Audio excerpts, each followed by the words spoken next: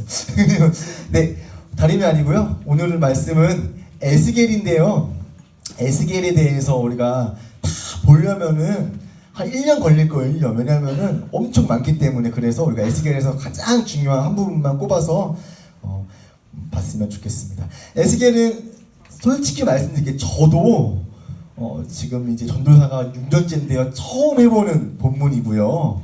아마 친구들도 에스겔이 익숙치는 않을 거예요. 그래서 처음인 저도 약간 익숙치 않은 친구들도 약간의 기대감과 설렘을 가지고 말씀을 같이 나눴으면 좋겠습니다. 예, 그 다음 페이지 보여주세요. 네, 그냥 쭉 제가 할 때만 넘겨주시면 좋을 것 같아요. 네, 사막이에요. 혹시 친구들 중에서 사막을 가본 친구도 있어요? 사막? 부장님 한 분 계시고요. 사막을 어디 사막 가봤어요? 아 맞다, 호주 사막 있지. 이렇게 막 이 정도예요 거의? 풀 아예 없었어요? 그렇군요. 어땠어요 사막? 실제로 가본 친구가 있어가지고 다행이네요. 어땠어요 사막? 뜨거워요. 또? 모래가 많고요. 네. 그쵸? 다 아는 거죠. 우리 모래 많은 것도. 손이 안 가봐도 알지. 그치? 예진은 안 가봐도 알지. 다 알아요. 우리 안 가봐도 알아. 사막은 어때요? 뜨거워요. 그리고 모래가 많아요. 어떻게 알아요? 다 이거 말고. 미안해. 혹시 그때 몇 살 때였어요? 이게 초딩이니까 그래. 중학생이면서 용서할 수 없었는데 초딩이니까. 초딩 몇 학년? 네? 5학년이요? 3학년 아래면 용서하려고 그랬는데, 아무튼 사막은 소율이 말한 것처럼 덥고 뜨겁고 모래가 많은 곳이에요. 사막 얘기를 왜 했냐면요, 오늘 나오는 에스겔의 인생이 사막과 같은 느낌이 너무나 왔기 때문에 사막을 이야기를 했었어요. 나무와 풀이 거의 없는 곳에서 여러분들 이런 곳에서 30년 살라고 하면 살 수 있겠어요? 30년? 좀 줄일게요. 25년. 쉽지 않죠. 이렇게 실제 사막은 아니었는데 에스겔의 인생이 사막처럼 그 긴 시간 동안을 고생하고 또한 고생했습니다. 여기에 사막과 같이 살았던 인물이 바로 오늘의 에스겔이고요. 그 에스겔의 직업은 지금으로 말하면은 목사님처럼 교회에서의 말씀을 선포하는 제사장이었습니다. 제사장인데 에스겔은 사독 계열의 활동이 있었어요. 반대로 지난번에 배웠던 예레미야는 아나독 계열의 혈통이었어요. 쉽게 말씀드리면 반복하고 있는데요. 사독 계열은 다윗 왕 이후, 그러니까 솔로몬 이후로부터의 패권을 잡았던 목사님들이고요. 예레미야는 다윗 왕 때까지만 패권을 잡았던 목사님들이에요. 그래서 예레미야는 쫓겨났고요. 사독 에스겔은 솔로몬 이후로 왕이 바뀌어도 그 성 중심에 살면서 예배를 도왔던 인물이에요. 이렇게 좀 포커스를 맞췄으면 좋겠어요. 쉽게 말하면 지금으로 말하면 서울놈이죠. 서울놈. 에스겔은 서울놈이에요. 그런데 그 에스겔이 아까 말씀드렸던 구약의 마지막 멸망하는 때의 인물인데요. 그 에스겔이 이제 여호야긴 때 바벨론으로 포로가 돼서 잡혀갑니다. 왕만 잡혀가고요. 에스겔만 잡혀가는 게 아니고요. 왕, 대신, 선지자, 관리들 등등등등 많이 잡혀가요. 끌려갑니다. 그 모습들 끌려간 이후에 포로기, 그러니까 쉽게 말씀드리면 내 나라가 아니라 딴 나라 바벨론에서 있었던 이야기를 기록한 성경이 바로 오늘의 에스겔입니다. 에스겔은 무려 48장에 있는 엄청나게 긴 성경이에요.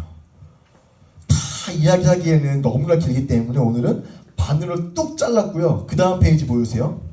반으로 뚝 자르면은 1장부터 32장까지에는 심판의 말씀들이 있어요. 막 돌아와라 막 혼내주고 이런 좀 엄한 말씀이 있다면요. 오늘 배우고 있는 이 37장 쪽 뒷부분은 이제 회복의 말씀, 일으키고 세우고 세워가는 모습들을 볼 수가 있습니다. 그 중에서 우리는 37장을 오늘 배워보려고 합니다. 37장은 마른뼈의 환상의 이야기 가득해요. 마른뼈. 쉽게 말씀드리면 해골이에요. 해골. 다 죽어있는 해골한테 하나님이 말씀하셔서 이게 뼈가 마디가 붙여지고 살이 붙고 일어나는 정말 말도 안 되는 정말 만화 같은 역사가 앞으로 에스겔과 하나님과의 대화를 통하여 일어나게 됩니다. 그런데 에스겔이 환상을 경험했어요. 네, 그리고 바벨론은 이스라엘을 괴롭혀서 끌고 갔어요. 그들에게 그냥 끌려가는 고통뿐만 아니라 그들에게는 큰 일기가 있었는데요. 바벨론 이 지역 이 사람들이 이스라엘을 공격하면서 그냥 한 게 아니고 그들이 지었던 여러 궁궐과 성전들을 서서히 파괴했어요. 특히 성전이 미세하게 계속 파괴되고 무너지는 것들은 그들에게는 너무나도 안타까운 정말 말도 안 되는 상황이라고도 볼 수가 있습니다. 그리고 앞으로 성전 파괴 그리고 구약의 마지막과 신약 그 다음 돌아와서 다시 한번 성벽을 재건을 하고요. 그 다음에 이렇게 이어가는 모습들 그러한 성전에 대한 무너지고 세워지고 무너지는 이러한 모습들은 잘 기억했으면 좋겠어요. 앞으로는 이 얘기를 많이 하도록 하겠습니다. 이렇게 소망 없는 사막과 같은 곳 에스겔 살던 지역 지방 그 바벨론의 이야기입니다. 그런데 어느 날 에스겔이 30살이 되어서 하나님의 소명을 받고 사역을 시작합니다. 전사님이 이제는 이야기할 수 있어요. 왜 그토록 구약에 있는 많은 인물은 30세의 기점으로 뭔가 사역을 시작할까요? 우리 많이 얘기했죠. 30살이라는 기준. 에스겔 또 누구 있었죠? 30살에 뭔가 이렇게 확 예수님도 있었고요. 혹시 또 있나요? 30살에 또 요셉? 맞아. 총리했잖아요. 요셉이 총리. 이처럼 뭔가 어떠한 역할을 감당하려면 30이라는 숫자가 되게 중요했습니다. 그런데 여러분 잘 기억해봐요. 민수기에 우리가 인구를 세요. 왜 인구를 세냐면은 그 인구가 싸우려고 하나님 말씀하신 그 땅을 차지하고 거기서 하나님의 영광을 드러내려고 그 땅으로 가려는데 생각해봐요. 누가 살고 있는데 나 이 땅 줘 이러면 주겠어요? 그러니까 뭔가 준비를 하는 거예요. 싸울 준비도 하고 진을 갖추기도 하는데 그때 싸울 때는 남자들을 계수할 때 세어볼 때는 20살부터 세웠어요. 20살부터. 그런데 신기하게도 뭔가 조금 특별한 일, 레위인과 같은 일을 할 때는 30이라는 숫자가 있습니다. 왜 그런지는 모르겠어요. 아마 추측하기로는 유대인들의 30이라는 숫자가 되게 중요했을 것 같고요. 또 하나는 조금 성숙되고 성장한 다음에 해라라는 그러한 것도 있는 것 같아요. 이처럼 30살부터 50살까지의 사역을 감당하였습니다. 우리 혹시 친구들 1월에 배웠던 엘리야 기억나요? 엘리야, 엘리사 기억나요? 그때부터 오늘 에스겔 때까지의 말씀을 정리하면요 이렇게 정리될 수 있어요. 엘리야, 엘리사 시대에는 하나님 백성 이스라엘과 유다의 공동체에 암이 발견됐어요. 암이 발견됐구나 하고 이제 치료해야지라고 느꼈던 그러한 것이고요. 그 다음에 아모스, 호세아, 이사야, 미가는 이제 암이 커져서 이거를 이제 제거하는 수술을 이제 받으러 병원에 가는 것처럼 암이 커지고 있어요. 이제는 더 이상 놓으면 안 되겠다. 암이 커졌어요. 근데 예레미야와 에스겔은 암이 너무 커진 것도 아니고 이제는 수술을 해도 죽을 수도 있고요. 안 해도 죽고 뭘 해도 그냥 죽는 인생들의 몸을 비교할 수가 있습니다. 제가 존경하는 김혜건 교수님의 책에 나와 있는 것들을 제가 그냥 그대로 가지고 온 거예요. 제 생각이 아니에요. 그런데 이것들이 이 백성들이 결국에는 암이 걸려서 죽었고 어떻게 보면 뼈처럼 남은 앙상한 모습이었던 것 같아요. 그렇게 마른 뼈에 생기가 없는 모습들 가운데 하나님께서는 에스겔을 통하여 이렇게 옮겨와서 에스겔에게 명령하고 있습니다. 그런데 왜 마른 뼈일까요? 왜 하필이면 다른 상징도 많고 다른 비유도 많은데 왜 마른 뼈일까를 고민해봤어요. 그런 고민의 첫 번째 실마리가 에스겔 33장에 있습니다. 제가 말씀을 읽겠습니다. 그 다음 페이지 보여주세요. 네, 우리가 포로로 잡혀온 지 12년째가 되는 해 열째 달 5일에 12월 5일에 예루살렘에서 도망하여 온 사람들이 나에게로 와서 그 성읍이 함락되었다라고 이야기를 한 것입니다. 쉽게 말씀드리면은 우리 에스겔과 함께 왔던 우리가 12년 동안 거주하고 포로였는데요. 그 12년째 12월 5일 날 도망왔던 어떤 사람이 말해준 사실이 성이 드디어 무너졌다고. 이제 끝난 거라고, 이제 우리는 돌아갈 곳도 없어요라고 이야기하는 암담한 모습을 보여주고 있습니다. 성읍마저 넘어졌고 무너졌다는 사실은 포로기에 있던 사람들이 혹시라도 그 희망, 혹시 돌아갈 수 있을까라는 그 희망조차 무너져버린 아주 무서웠던 상황입니다. 그런데 37장에 하나님과 에스겔의 대화로 새롭게 바뀌는, 즉 회복되는 모습을 보여주고 있습니다. 오늘 다 읽지는 않았는데요. 에스겔 우리가 읽은 그 뒷부분은 환상에 대한 해석이고요. 오늘은 그 환상에 대한 이야기입니다. 먼저 에스겔 그 다음 페이지 한번 보여주겠어요? 37장 1절 2절 말씀을 제가 먼저 읽겠습니다. 1절 말씀입니다. 지금부터는 에스겔과 하나님과의 대화한 장면 잘 봤으면 좋겠어요. 주님께서 권능으로 누구를? 나가? 에스겔이요. 나를 사로잡으셨다. 주님의 영이 나를, 에스겔을 데리고 나가서 골짜기 한가운데에서 나를 내려 놓았대요. 뭔가 지금 공간을 이렇게 들고 옮긴 느낌이 있어요. 에스겔을 나를 내려 놓으셨다. 그런데 그곳에 뼈들이 가득했다라고 이야기를 하고 있습니다. 에스겔을 들어서 옮겼던 꿈속이었던 잘 몰라요. 그런데 아무튼 에스겔을 하나님께서 인도하셔서 그를 들고 옮겼을 때에 그 골짜기에는 뼈가 가득했습니다. 그 다음 페이지 볼게요. 그 누구예요? 그가? 하나님이요. 여러분 이제 말씀 볼 때 이 인칭을 잘 봤으면 좋겠어요. 사실 한국 성경이 이게 인칭이 잘 안 되어 있어요. 사실은. 근데 이제 외국어는 잘 되어 있는데, 그래서 이 그가, 그 앞에 그가 누구였는지를 잘 문맥을 이해를 하면 좋을 것 같아요. 하나님이 에스겔을 데리고 가서 뼈들 널려 사방으로 이렇게 돌아보게 한 거예요. 그러니까 하나님과 함께 거리는 거죠. 뼈들을 쭉 투매하고, 쉽게 말하면 산책을 한 거예요. 함께 하나님과 했는데, 그 골짜기 바닥에 뼈가 엄청 많았대요. 대단히 많았다. 그리고 그것들은 아주 말라 있었다는 거예요. 같은 뼈인데 불구하고 약간 뼈가 습기가 있거나 뭔가 이렇게 만졌을 때 그런 게 아니고 말라 있다는 사실들은 사막과 같이 너무 건조한 것도 있고요. 그 뼈에 생명조차 없던 것도 볼 수가 있습니다. 이처럼 이 뼈들에 대한 모습은 백성들에 대한 모습이었고요. 성읍이 함락되고 이제 더 이상 포기하고 그 하나님의 말씀의 예언에 대한 것들, 믿음의 선배들, 그 에스겔 가문, 그 이스라엘 가문들에 있던 그 말씀들, 언약들, 그 아브라함과 다윗에게 왔던 그 언약들, 땅들에 대한 성취가 다 무너졌던, 아주 말도 안 되는 그 무너진 상황들을, 절망들을 보게 되었습니다. 3절 볼게요. 3절. 그 누구예요? 하나님이에요. 하나님. 그가 내게 물었어요. 사람아, 이 뼈들이, 사람은 뭐 에스겔이겠죠. 사람아, 이 뼈 살아날 수 있겠느냐? 에스겔이 말했어요. 주 하나님, 주님께서는 아십니다. 이 대답 보고 에스겔이 좀 상황이 어떤 것 같아요, 친구들? 긍정이에요, 부정이에요? 이 뼈가 살겠냐? 주님께서는 아십니다. 어떤 느낌이에요, 친구들? 이 말씀을 보고. 예스 같아요, 노 같아요?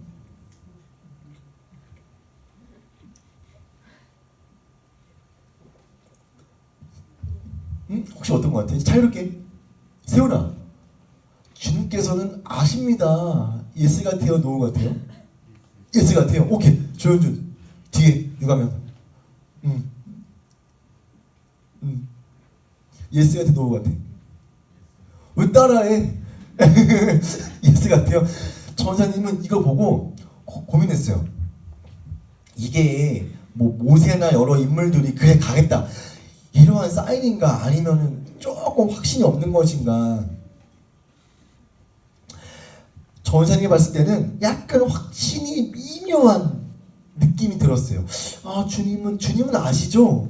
이런 느낌이 들었어요. 물론 희망은 있지만 에스겔의 마음은 다 모르기 때문에 우리가 알 수 없는 것 같아요.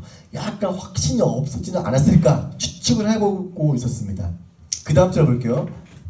4절입니다. 그가, 하나님이에요. 또 그가 내게 말했습니다. 너는 이 뼈들에게 대언하여라. 즉 말을 전하여라. 그것들 뼈들에게 전하여라. 너희 마른 뼈들아, 너희는 나 하나님의 주의 말을 들어라. 그러니까 살아있지도 않은 그 뼈들에게 가서 말하는 거예요. 야 하는 거예요. 상징적으로 실제인지는 몰라요. 이거 꿈인지는 몰라요. 그런데 하나님께서는 에스겔에게 그렇게 하기를 원하시는 거예요. 아무리 말해도 들을 수 없는 뼈들에게 가서 내 말을 대언해라. 제발 내 말을 좀 전해라 라고 하나님의 마음이 담겨 있습니다. 근데 뭘 전해야 하는가는 그 다음 좀 나와 있습니다. 5절입니다. 5절. 나 주 하나님이 이 뼈들에게 말한다. 너희 속에 생기를 불어넣어 너희가 다시 살아나게 하겠다. 생기입니다. 생기. 생기는 왜 체크됐냐면요. 바람 또는 영으로 또한 다른 번역본에 나와 있기 때문에 말씀을 드린 겁니다. 생기를 불어넣어 다시 살아나게 한다는 것들이 있습니다. 그 다음 절 볼게요. 6절. 내가 너희에게 힘줄이 뻗치게 하고 뼈에 힘줄이 뻗치게 하고 너의 살을 입히고 너 살갗을 덮고 너희 속에 생기를 불어넣어 너희 다시 살아나게 하겠다.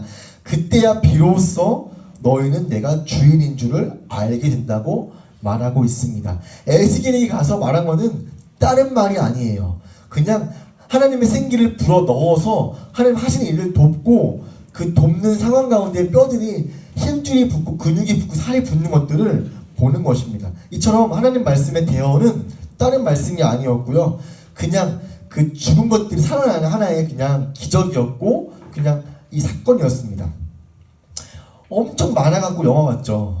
와, 이 뼈들이 막 살이 붙고 일어난다. 저 생각해봤어요. 일단은 일어난 다음에 살이 붙나? 어떻게 뼈가 붙지? 그런데 그 7절의 내용은 또 이러한 내용이 있습니다. 7절 보겠습니다. 그래서 나는 명 받은 대로, 나 누구야? 나? 에스겔이요. 명 받은 대로 대언하였습니다. 말씀을 전했습니다. 내가 대언할 때에 소리가 나는데 그 소리가 뼈들이 막 이어지는 정말 요란한 소리가 났다고 이야기하고 있습니다. 아직 백성들은 나라로 돌아오지 않았어요. 집으로 돌아오지 않았고요. 아직 포로기였습니다. 근데 그 죽어있고 죽어가는 뼈들에게 하나님은 왜 생기를 말했을까요? 그리고 그들이 기억하는 아브라함의 언약들 또는 다윗의 성전의 언약들을 왜 그들에게 기억하게 했을까요? 그리고 에스겔은 거기서 하나님이 받은 말씀을 그대로 순종할 수가 있었을까요? 이 모든 것들에는 특히 에스겔에게는 그 믿음의 선배에게 내려왔던 그 전통과 언약의 약속이 그 마음 깊숙한 곳에 있던 것 같아요. 단순히 그 언약의 말씀과 약속의 말씀이 없다면은 너무나 처참한 환경 가운데 에스겔이라고 해도 말할 수 없을 거예요. 그런데 그 에스겔은 하나님의 말씀을 대언하였습니다. 지금은 포로기가 아니에요. 그쵸? 지금은 에스겔처럼 우리가 살고 있지는 않아요. 그런데 이 말씀을 그대로 가지고 온다면은 우리의 삶 가운데에 생기 없는 모습이 있지는 않습니까? 우리가 숨을 쉬고 있죠.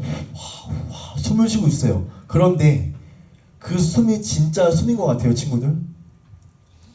혹시라도 3월 한 달이 끝난 내 모습은 처참하거나 이 마른 뼈와 같이 막 생기가 없거나 말라 있거나 곧 죽어가는 모습이지는 않습니까? 마른 뼈 환상의 당사자였던 에스겔은 그 언약의 말씀을 듣고 약속의 땅을 기억하였습니다. 우리에게 주신 말씀이 있어요. 4월 1일이 되는 오늘 전날 우리에게 주시는 말씀이 마른 뼈입니다. 왜냐하면은 우리의 마음 상태가 마른 뼈와 같이 생기가 필요하기 때문에 하나님께서 우리에게 말씀을 하시는 것 같습니다. 포로는 아니지만 이 시대에 포로와 같이 살고 있는 우리 사랑하는 고등부 친구들, 뭐에 끌려가고 뭐에 이끌리고 뭐에 우리가 마음을 쏟고 있나요? 거기에 끌려가지 말라는 게 아니에요. 전사님이 뭐 학원 공부 끌려가지 말라는 게 해야죠. 왜냐면은 이 시대에서 우리가 거역하고 그럼 나는 공부 안 하겠습니다 할 수 없잖아요. 하긴 해야 돼요. 그런데 갈 때에 그 끌려가면서 마음을 중심을 잡고 붙잡고 내가 왜 끌려가는지, 내가 어디에 가는지, 끌려가면서도 내가 어디에 있는지를 방향을 봐야 되는데 그냥 끌려가는 것 같아요. 우리 모두가, 전사님도 우리 일상에서 남들 가는 길 반대로 간다 그래서 우리가 뭐 의인이거나 뭐 뛰어난 인물은 아니에요. 함께 그들과 같이 살면서 하나님의 영광을 드러내야 되는데 그때 우리의 마른 뼈가 살아나는 일이 있었으면 좋겠습니다. 하나님의 생기가 필요하다면은 믿음을 다해서 같이 기도하고 또 기도하고 또 기도했으면 좋겠어요. 우리 친구들 하나만 물어봤으면 좋겠어요. 궁금한 게 전사님은 어떻게 성경을 많이 알아요? 뭐 이럴 수도 있고요. 뭐 기도는 뭐 하루에 몇십 뭐 얼마나 하시나요? 뭐 성경을 보나요? 하는데 전사님도 과제가 많기 때문에 성경을 많이 못 봐요. 진짜 많이 못 봐요. 과제 너무 많아요, 과제가. 그런데 어떠한 목사님이 그랬어요. 설교 시간에. 여러분 성경 3장 뭐 5장 읽는 거 뭐 하십니까? 했는데 태반이 안 하는 거예요. 우리 학교 애들이. 역시나 장신대. 그런데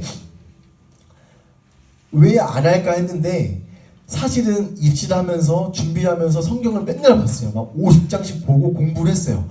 안 할 수가 없으니까. 그런데 몇 년 동안 무뎌지고 반복을 하지 않다 보니까 단 3장을 읽는 게 너무 힘든 거예요. 이거 왜 이러지? 하고 일주일 동안에 꼬박꼬박 읽어봤어요. 성경책을 3장, 5장 이렇게 읽어봤어요. 3, 4일 하니까 그제서야 조금 붙었어요, 살이.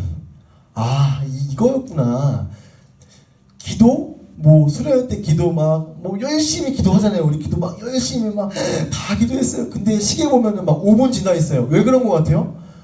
평소에 기도 안 하면 아무리 기도해도 5분밖에 안 지나 있어요. 물론 뭐 우리가 1시간 한다 그래서 물론 뭐 그런 시간에 대비하는 건 아니지만 같잖아요. 공부도 운동도 기도도 말씀도 다 같은 거예요. 우리가 얼만큼 단련된 만큼 할 수 있는 것 같습니다. 오늘 우리가 마른 뼈 얘기를 듣고 함께 찬양하고 기도할 텐데요.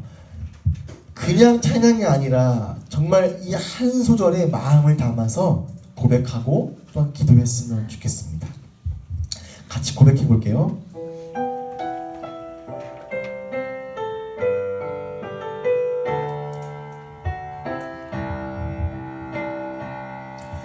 소망 없는 내 삶에 소망 없는 내 삶에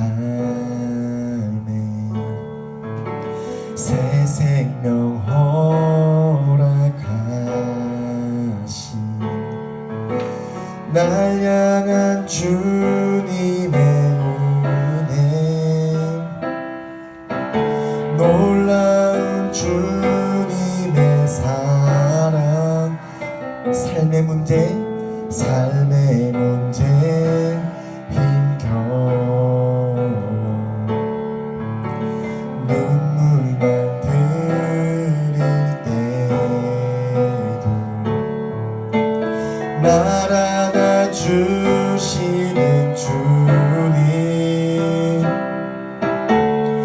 하는 주님의 사랑 나 찬양하네 나의 믿음 주께 드려 나의 삶이 주를 향해 내 유일한 사랑 되신 주께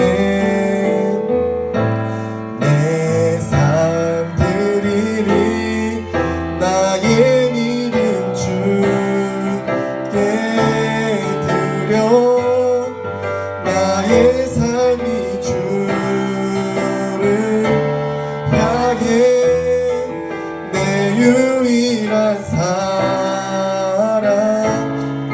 되신 주께 내 삶 드리리. 다시 한번 고백할 때는 그 에스겔이 하나님과 함께했던 그 상황을 한번 기억해봤으면 좋겠어요. 한편으로 무서웠겠죠. 그 뼈들이 앙상하고 있는 것 가운데에 무섭고 두렵고 이게 우리의 미래인가 이게 나라의 멸망인가 그때에 옆에 하나님께서 함께 하시면서 내가 너와 함께 한다라고 했고 내 말을 대언해라 할 때에 신기하게도 모세나 예레미야는 약간의 핑계를 대고 도망갔지만 에스겔은 그러지 않았어요. 이러한 마음대로 우리가 가슴에 새기고 다시 한번 고백했으면 좋겠습니다. 소망 없는 내 삶에, 소망 없는 내 삶에 새 생명 허락한 날 향한 주님의 은혜, 주님의 사랑. 삶의 문제 힘겨워, 삶의 문제 힘겨워, 눈물만 흘릴 때 날 안아주시는 주님, 한없는 주님의 사랑 나 찬양하네. 나의 믿음 주께 드려, 나의 삶이 주를 향해 내 유일한 사랑 되신 주께 내 삶 드리리. 나의 믿음 주께 드려, 나의 삶이 주를 향해 내 유일한 사랑 되신 주께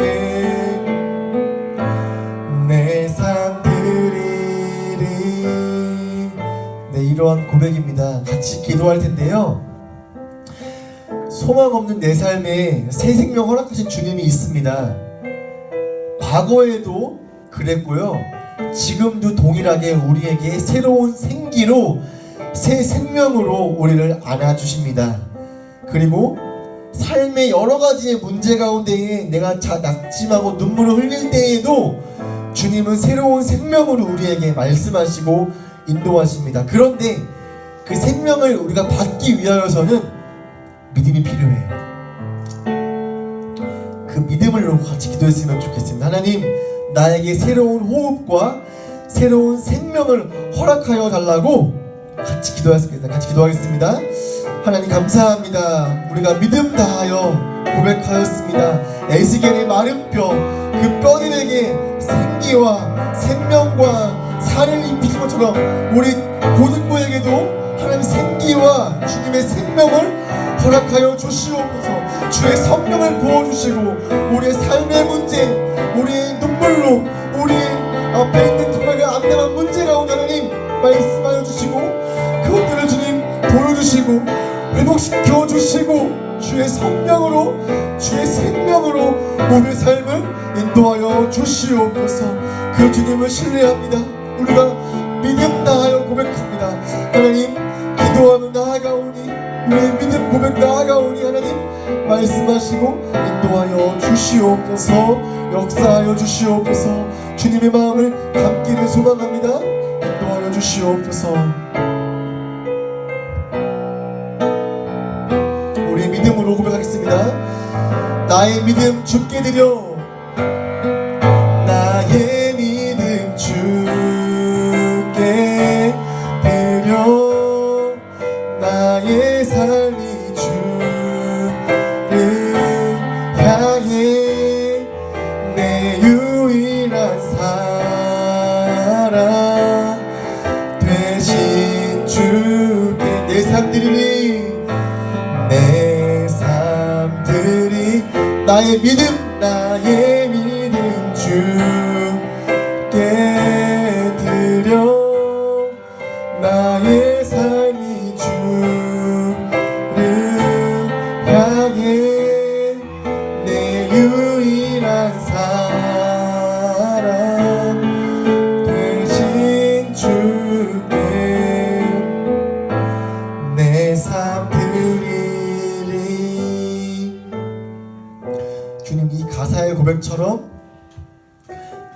삶을 드리고 나의 믿음을 드리길 소망합니다.